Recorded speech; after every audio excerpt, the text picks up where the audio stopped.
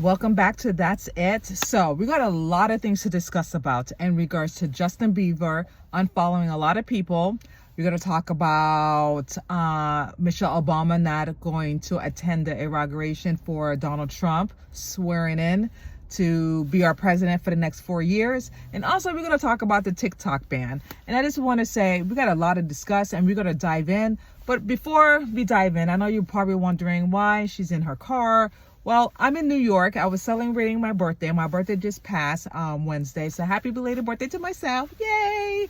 And I wanted to visit my best friend and she wanted to do something nice for me in New York. But I couldn't do it in her home because she's having a cleaning lady come and then her daughter's there. So I didn't want any distraction and noise. I wanted to focus on what I needed to talk about today. So that's why I'm in my car, if anyone's wondering. You don't care? That's fine. We're going to get into it. So here we go. Now, Justin Bieber. I know I did a brief video, maybe not, but he has unfollowed a lot of people in his camp. He has unfollowed his manager. I forgot his name. He has unfollowed his bodyguard. He has unfollowed his project manager. He has followed a lot of people, okay? He doesn't want to deal with the Hollywood bullshit, you guys. He doesn't want to deal with it. And now he has unfollowed Usher. Yes, Usher, the protege, his mentor, who signed him up, who made him big as he is right now. He has unfollow Usher, and everyone is speculating why, because they've been like super close over the years, and why Justin Bieber is unfollowing them, why he's unfollowing a lot of people, because he doesn't want to deal with the Hollywood bullshit. He doesn't want to deal with the Hollywood Babylon, okay? He just want to focus on his marriage and his son and just stay away from that nonsense, and rightfully so. You know, a lot of people speculate like what happened between the both of them with Justin and Usher, because they were super close.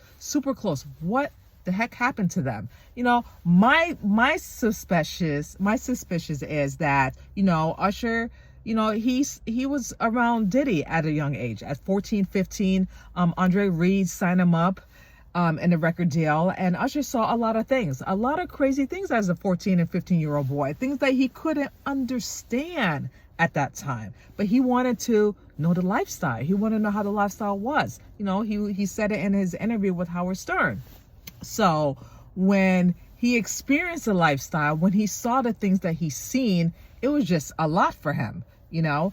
And a lot of people speculate that him and Diddy did something, or Diddy did something to him that made him feel uncomfortable, but he did it anyway, and then he needed a way out. So what I believe was Justin Bieber was the way out. You know, he spotted Justin Bieber singing, and he noticed that Justin Bieber had a great talent, a great voice, rightfully so, he did, and he signed him up. He signed him up to his record deal, you know, mentor him, protege him and everything, and then next you know it, Usher introduced him to Diddy. And Usher's mind is like, that's my way out. I'm going to send this kid to the lion's den to Diddy. So then Diddy don't have to mess with me or bother me. And that's what he did. And that's a really messed up thing to do. You know, Usher knew what kind of man that Diddy is, and what type of man that he's capable of. And you would just send this young, impressible young kid to stay with Diddy for 48 hours. Like, that's just crazy to me. Crazy. Like, that's not a friend. And you know, I guess, you know, at the time, Justin Bieber didn't know. He was young, you know, young and impressionable. You know, he just wanted to meet, you know, a star. He probably looked up to Diddy, and he just wanted to know how it was in Hollywood, how it was in the music industry. So I just believe that, you know, Justin Bieber didn't want to deal with it anymore. He just unfollowed a lot of people around his camp. He just gave up a lot of stuff that he really doesn't want to care about anymore, like the money, the fame, and anything. He just really want to focus on his life with Christ, his life with his wife and his child, rightfully so. So I'm happy for Justin Bieber removing himself from that situation, removing himself from that toxic thing, and hopefully that he will tell his side of the story, that he will tell his truth. And I just hope and pray that he does an interview with Candace Owens. I would love to see that firsthand, that he does an interview with Candace Owens when he's ready. Obviously, when the time is right. He probably can't say too much.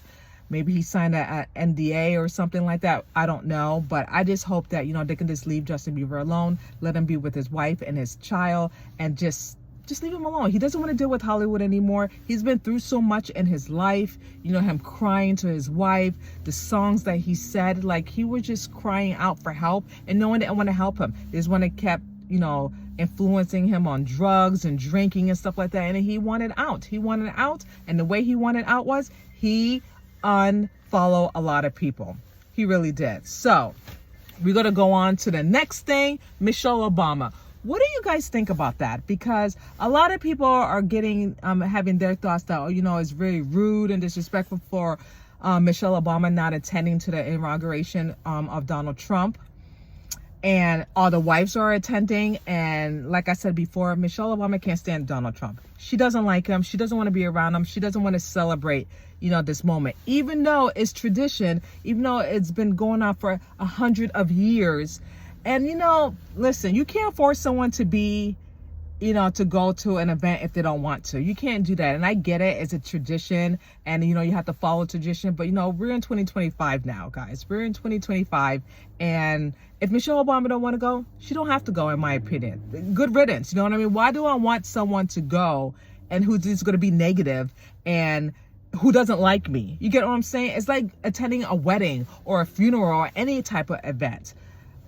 Who wants someone there if they don't like the person? You get what I'm saying? And I know Donald Trump didn't go to Biden's inauguration. Good for Trump. You know what I mean? Like, if I don't like someone, I'm not going to go to the event. I'm not going to, you know, be smiling and kiki with you and shaking hands and if I can't stand you. And apparently Michelle Obama can't stand Donald Trump. She didn't even show up to Jimmy Carter's funeral. She made this excuse to tell her, you know, the press that she had a schedule conflict in Hawaii, that she couldn't attend to Jimmy Carter's funeral. She didn't pay her respects, and now she's not going to the inauguration. Okay, bye. Who cares? I don't think Donald Trump cares. I don't think he's going to lose any sleep. So I think it's better off that she doesn't show up anyway. But a lot of people are talking about it's just rude, it's just disrespectful because other wives are attending. Why she's exempt to the rule? Listen, you can't force someone to go somewhere if they don't want to, okay? If Michelle don't want to go, then let her not go. Her husband's going to come. So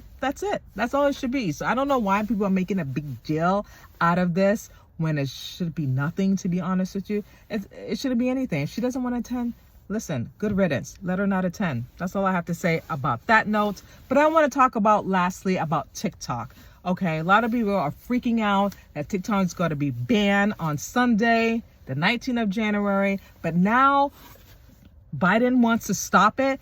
He's the one who started this whole thing with Congress. So I don't understand why now he's trying to prolong the ban, which that's great, you know, for another 90 days. So once Trump gets into office, that he can figure out what he needs to do to keep TikTok. But a lot of Gen Zs, they're not having it. They don't care. They're not waiting. They're signing up to Red Note, okay? And that is another Chinese website that's in Mandarin.